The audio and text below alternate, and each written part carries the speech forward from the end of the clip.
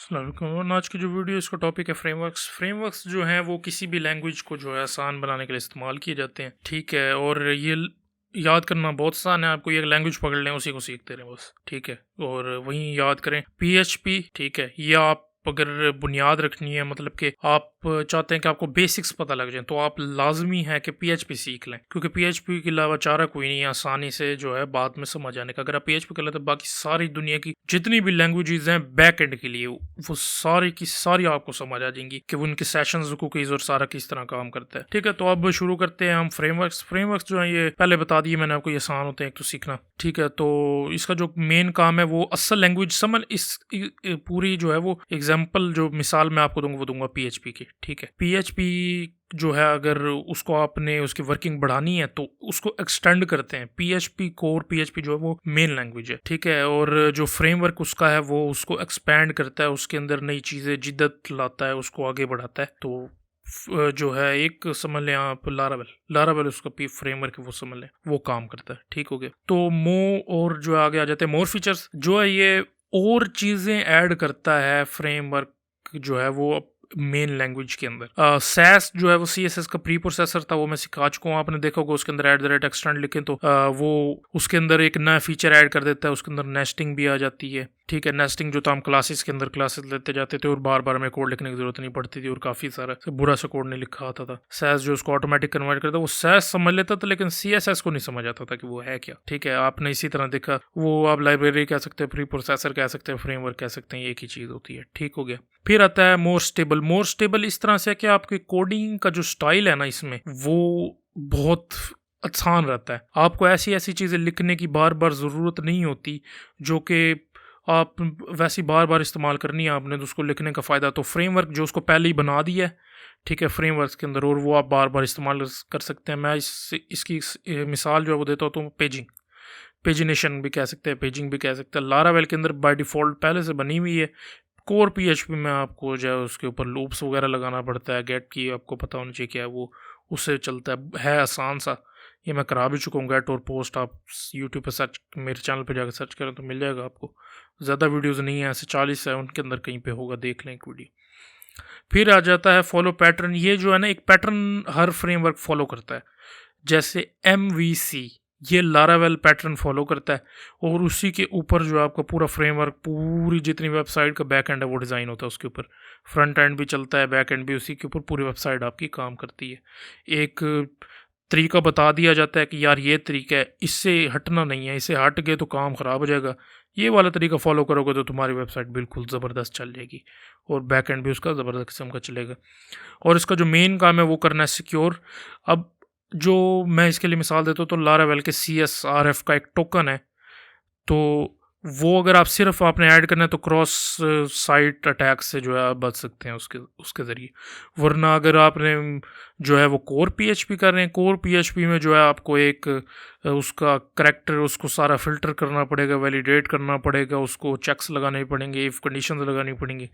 उससे अच्छा सिर्फ आपने एक CSRF लिखना और सारा का सारा काम आपका ख़त्म, बिल्कुल ख़त्म, ठीक हो गया। जो मेन आपको फ्रेमवर्क बताने का मकसद जो है वो ये है कि आप आपको जो है ना, जब आप नौकरी लेने जाएंगे, जॉब करने जाएंगे, या जो मर्ज़ी करने जाएंगे, सॉरी मेरी उर्दू बोलने की बहुत ज़्यादा आदत है, मैं बॉक्स को डब्बा भी कहता रहता हूँ इसी वजह से, ठीक हो गया, सॉरी माजरत इसके लिए। तो ये जो है आप फ्रेमवर्क्स उनको लाजमी चाहिए होते हैं जॉब्स के लिए। अगर आपको फ्रेमवर्क नहीं आते तो आप मुश्किल है आपको जॉब मिले।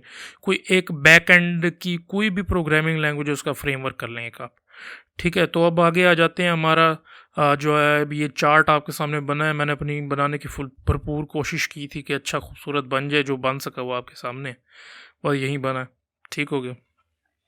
CSS जो है इसका, ये मिसाल के तौर पे इसी तरह बहुत सारी लैंग्वेजेस हैं जो ऊपर बॉक्स बने हैं ना, CSS, जावास्क्रिप्ट, पाइथन, PHP, ये मेन है।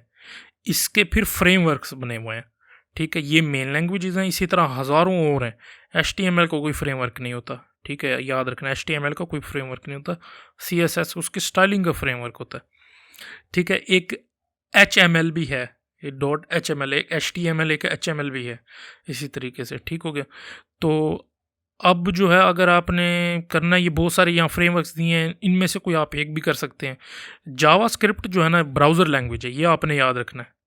ठीक है, ब्राउज़र लैंग्वेज है तो, और वो बैकएंड के लिए भी इस्तेमाल की जाती है। बैकएंड के लिए जेक्यूरी, नोड जेएस को फिर फर्दर जो है वो एक्सप्रेस इसी बॉक्स के अंदर लिखा हुआ अंदर। एंगुलर और रिएक्ट जो ये फ्रंट एंड के लिए इस्तेमाल किए जाते हैं ज़्यादातर, एक्सप्रेस नोड ये बैक एंड के लिए इस्तेमाल किए जाते हैं। और ये बहुत ही ज़्यादा फ्लेक्सिबल है, बहुत खूबसूरत लैंग्वेज होती है, बहुत आसान होता है याद करना इसको।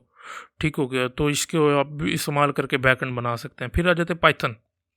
पाइथन में आप दूसरे नंबर पे जेंगो लिखा है, सिर्फ ये कर लें, आपके जो है वो मुस्तकबिल संवर जाएगा। पाइथन जो है वो फ्यूचर लैंग्वेज है। जावास्क्रिप्ट और पाइथन। पीएचपी मैं इसीलिए कहता हूँ, पीएचपी में जो है आपको सीखने को मिलता है। अगर आपको बेसिक्स पता है ना, आप 70% लैंग्वेज तो वैसे सीख गए हैं, बाकी आपने सिंटैक्स याद रखना है। कंडीशंस जो हैं वो इफ एल्स वगैरह वो सारी वैसी की वैसी लगती हैं। ठीक हो गया, बाकी जो है सारा का सारा जितना भी उसकी मेन वर्किंग सेशंस, कुकीज़, ये सारा का सारा आपको पीएचपी में आराम से पता लग जाएगा।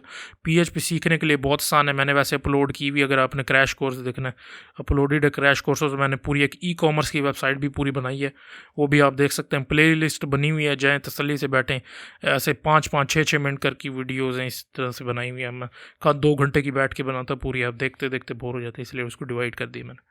ठीक हो गया। पीएचपी के अंदर जो है एक फ्रेमवर्क है, पीएचपी कर लें, पीएचपी के बाद लारावेल कर लें। लारावेल मैं अपने को तकरीबन 3-4 वीडियोस के बाद ये शुरू कर रहा हूँ। लारावेल आपको सिखाएंगे अच्छी किस्म की करके, प्रोफेशनल लेवल की, ना कि एज ए नूबड़ा बस बेसिक सिखा दी और ख़त्म, उस तरह वाली नहीं, बिल्कुल ज़बरदस्त किस्म के लेवल वाली आपको सिखाएंगे। ठीक है, तो इस वीडियो के लिए इतना सही है। ये आपके सामने सारे फ्रेमवर्क्स खड़े हैं, आप सीखना चाहें सीख लें, रहने दें। ये जॉब आप अगर करना चाहते हैं तो इनमें से कोई एक आना चाहिए आपको।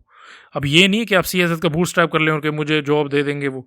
हाँ, फ्रंट एंड में आपको मिल जाएगी, यानी कि आपको वेब डिज़ाइनिंग में मिल जाएगी बूटस्ट्रैप के ज़रिए, लेकिन बैक एंड वाले नहीं मिलती। वो 40,000 से ऊपर वाली तनख्वाह हमें नहीं मिलती, वो आपको आगे वाले फ्रेमवर्क करके मिलेगी। अगर फ्रीलांसर बनना चाहते हैं तो वेल एंड गुड, उसके लिए जो आप लारावेल करें, ठीक है, जेंगो करें। जेंगो आप कर लें और देखें आपको कितने प्रोजेक्ट मिलते हैं। मुझे नहीं आती जेंगो, मैंने कर रही है, मैंने लारावेल भी खुद की थी काफ़ी अर्सा पहले, और अब जो मैं इसको दोबारा आपको सिखाऊंगा भी और ख़ुद भी करूंगा, और इसको जो इसके फर्दर इसको एक्सप्लोर करूंगा कि किस तरह से इसको बनाना है। काफ़ी सारे फीचर्स हैं वो नहीं दिखाए जाते, तो वो मैं आपको वीडियो में डाल के दिखा दूँगा। बाकी अगर आपने कुछ और सीखना तो आप जाकर लारावेल की वेबसाइट से सीख सकते हैं फर्दर। ठीक हो गया, बस इस वीडियो के लिए इतना सही। देखने के लिए शुक्रिया, अपना ख्याल रखें, हमारे चैनल का भी। अल्लाह हाफ़िज़।